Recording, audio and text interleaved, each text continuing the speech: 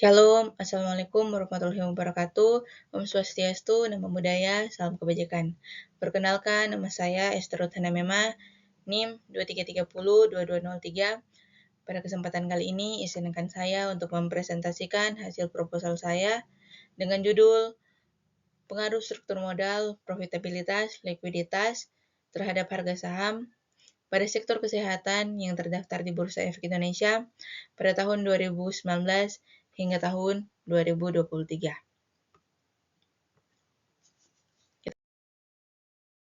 Kita masuk pada bab 1, latar belakang. Penelitian ini dilatar belakangi oleh kondisi pasar modal yang mengalami volatilitas ekstrim pada masa pandemi COVID-19. Pada Maret 2020, IHSG sempat jatuh hingga 34%, menunjukkan sensitivitas pasar yang sangat tinggi terhadap ketidakpastian.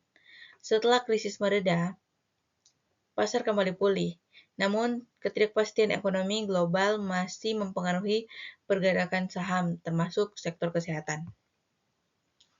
Sektor kesehatan menjadi sorotan besar selama pandemi. Meskipun mendapat perhatian tinggi, sektor ini tetap menghadapi tekanan finansial.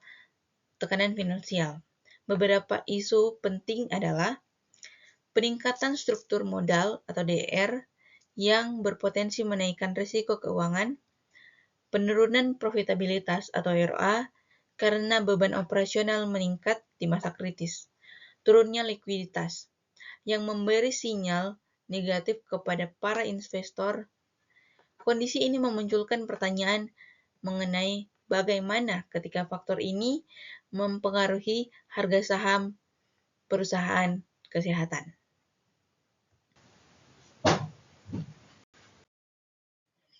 Kita masuk pada identifikasi masalah. Dari latar belakang tersebut, masalah utamanya adalah adanya ketidakpastian kinerja keuangan sektor kesehatan pasca pandemi. Struktur modal, profitabilitas, dan likuiditas mengalami perubahan signifikan, sehingga perlu dianalisis apakah faktor-faktor tersebut berdampak pada harga saham.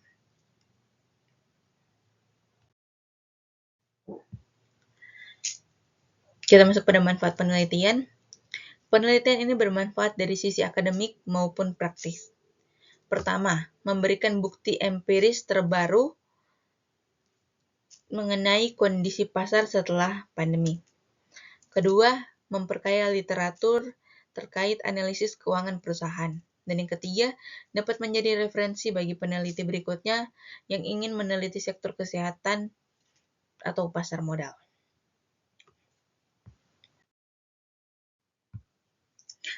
Kita masuk pada rumusan masalah dan tujuan. Rumusan masalah pada penelitian kali ini terdiri dari 4 poin utama. Yang pertama, apakah struktur modal atau debt equity ratio berpengaruh terhadap harga saham? Dan yang kedua, apakah profitabilitas ROA berpengaruh terhadap harga saham? Dan yang ketiga, apakah likuiditas current ratio berpengaruh terhadap harga saham? Dan yang keempat, apakah ketiga variabel tersebut berpengaruh secara stimulan terhadap harga saham? Rumusan masalah ini menjadi dasar dari tujuan penelitian. Tujuan penelitian adalah menjawab semua rumusan masalah yang tadi, yaitu menganalisis pengaruh masing-masing variabel secara parsial maupun stimulan terhadap harga saham perusahaan sektor kesehatan.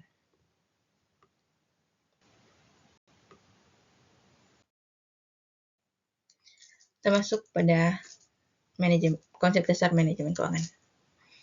Penelitian ini berlandaskan konsep manajemen keuangan menurut Brigham dan Houston.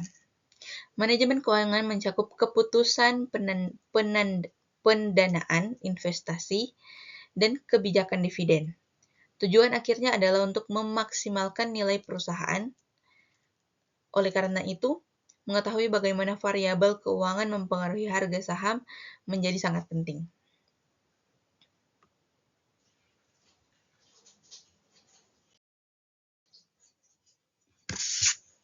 Kita masuk pada variabel X1, X2, dan X3.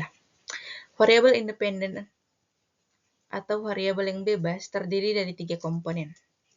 Yang pertama, DER, yaitu mengukur proporsi utang terhadap modal. Semakin tinggi DER, semakin tinggi risiko finansial. Dan yang kedua, ROA, yaitu menunjukkan kemampuan perusahaan dalam menghasilkan laba dari aset. Dan yang ketiga, current ratio, yaitu menggambarkan kemampuan perusahaan memenuhi kewajiban jangka pendek.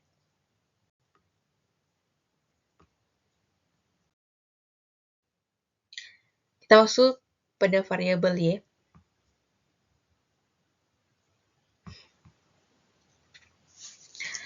Variabel dependennya adalah harga saham. Harga saham mencerminkan nilai perusahaan berdasarkan ekspektasi pasar. Dalam penelitian ini, saya menggunakan penutupan tahunan dari tahun 2019 hingga tahun 2023.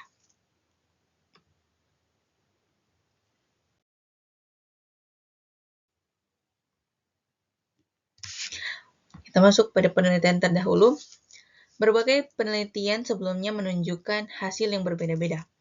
Ada penelitian yang menemukan bahwa profitabilitas berpengaruh positif terhadap harga saham, tetapi beberapa lainnya menunjukkan hasil yang tidak signifikan. Begitu pula dengan likuiditas dan struktur modal. Perbedaan ini hanya menjadi celah penelitian yang ingin saya perkuat dengan data-data terbaru pasca pandemi. Kita lanjut.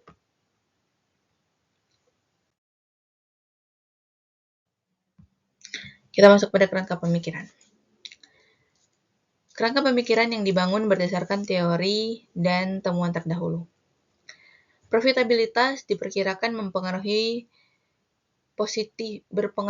positif karena semakin besar laba, semakin percaya investor pada perusahaan. Likuiditas juga diasumsikan berpengaruh karena mencerminkan kesehatan kas perusahaan. Sementara struktur modal diperkirakan berpengaruh negatif karena utang yang besar menambah risiko perusahaan.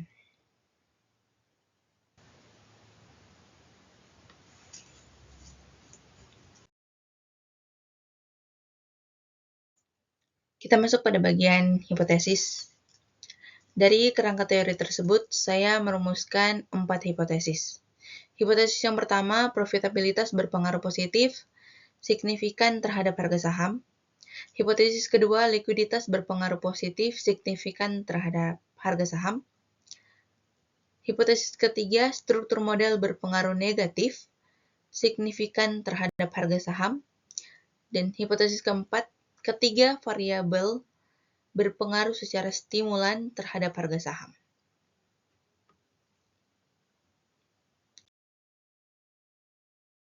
Kita masuk pada bab yang ketiga, jenis penelitian. Penelitian ini menggunakan metode kuantitatif asosiatif. Data yang digunakan adalah data sekunder berupa laporan keuangan harga saham, perusahaan sektor kesehatan. Analisis dilakukan menggunakan register linear berganda untuk melihat pengaruh antar variabel.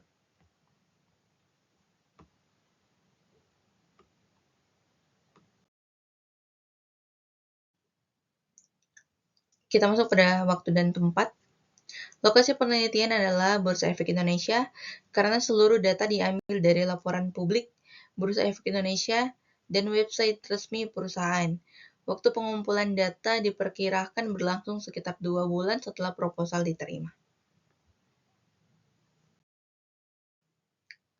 Kita masuk pada definisi operasional variabel. Setiap variabel didefinisikan secara operasional agar mudah diukur. Harga saham diukur menggunakan harga penutupan. Debt equity ratio, ROA, dan current ratio. Dihitung menggunakan formula standar akuntansi.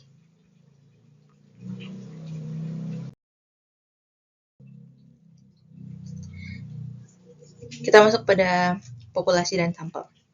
Populasi penelitian ini adalah seluruh perusahaan sektor kesehatan yang terdaftar di Bursa Efek Indonesia pada tahun 2019 hingga tahun 2023. Sampel dipilih menggunakan teknik purposive sampling dengan kriteria konsisten terdaftar, memiliki laporan keuangan lengkap, serta tidak delisting.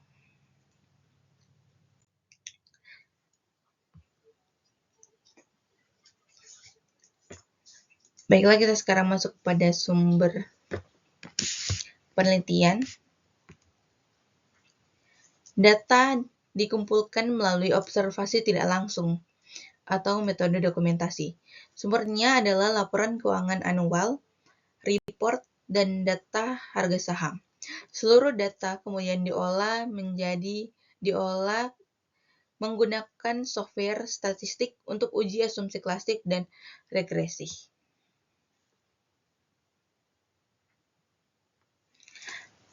Oke,